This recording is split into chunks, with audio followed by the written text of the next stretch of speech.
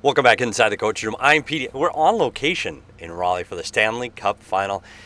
And like we do inside the coach room, it's time to break down some video. Let's look at things to look for in game one. Who has the strengths, who has the weaknesses, and how to exploit them. And it's going to start with the Carolina Hurricanes forecheck. You're going to see how aggressive this Carolina forecheck has been the entire series. They're going to try to separate the puck below the goal line, but more importantly, they're going to get three guys below the goal line and take away all the options for the Vegas Golden Knights.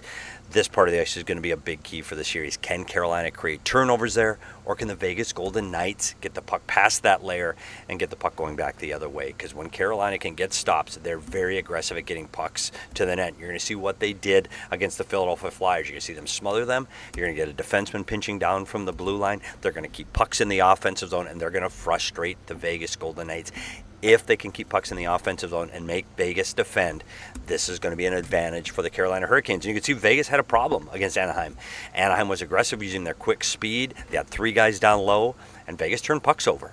And so if Carolina can do the same thing, they will have an advantage. You're going to see it again against Anaheim. Three guys, aggressive forecheck, turned over, pucks along the wall, and then attack the net. This is an area of the ice that whoever can gain the advantage will have an advantage in this series. The other thing Carolina can do in the offensive zone, we talked about them smothering the Vegas Golden Knights. They are great at keeping pucks inside at the blue line. Their defense are going to hang in. They're going to wait till the last second. They're going to try to keep Vegas pinned in their defensive zone and make them defend.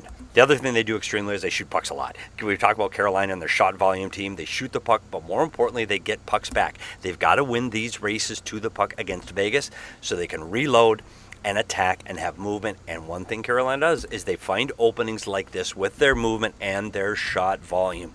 So look for them to shoot, recover, and shoot. The other thing they do is we talked about how active this team is. When you move, you create holes in the defending.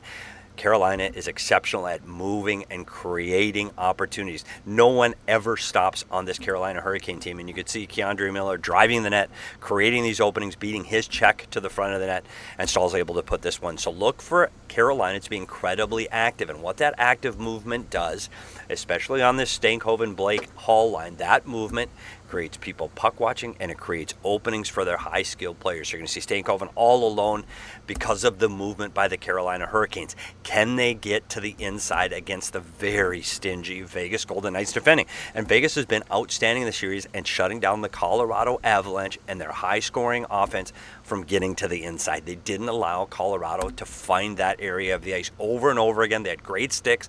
They defended the middle of the ice, and they shut down the Colorado Avalanche in front of Carter Hart. That's one area that Vegas can take the advantage on Carolina. Can they keep the Carolina high-skilled offense from the middle of the ice? Who can do this and win this area of the ice will have the advantage. Can Carolina get to the inside? They'll have the advantage. If Vegas can keep them from the middle, then Vegas will have the advantage on this area of the ice. One thing that Carolina can do, when they're that aggressive and they're that good around the tight area of the net, you've got to get the puck to the weak side. So look for Carolina to get the puck to the weak side.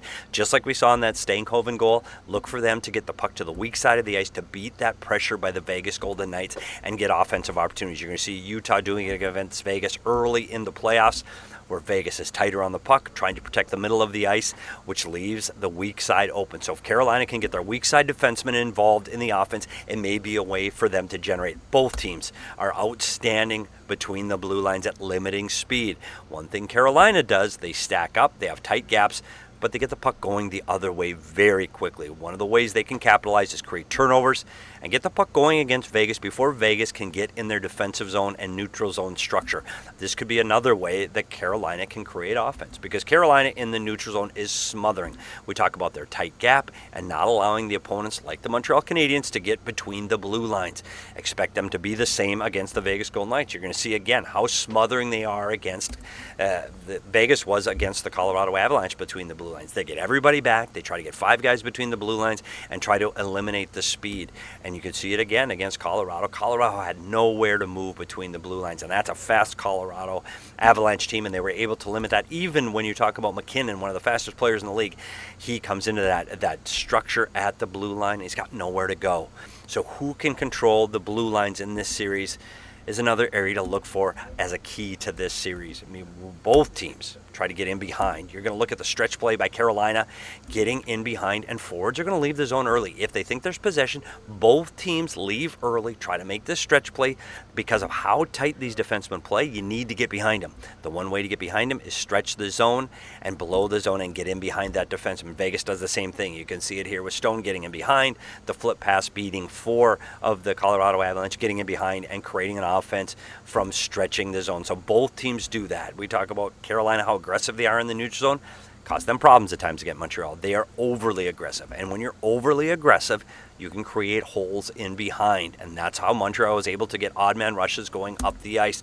If Carolina gets that aggressive and Vegas is able to move the puck, they can get behind him. You see Carolina, again, aggressive in off the blue line on the defenseman pinching. And the Philadelphia Flyers get behind him for an odd man rush. Can Vegas get past that layer of defending for the Carolina Hurricanes and create offense? In the defensive zone, smothering. And we talk about man on man. And this is the best way to see how Carolina defends to keep their opponent to the outside. They're a strict man on man team. They keep their opponent to the outside. Incredibly aggressive sticks, and they break plays down.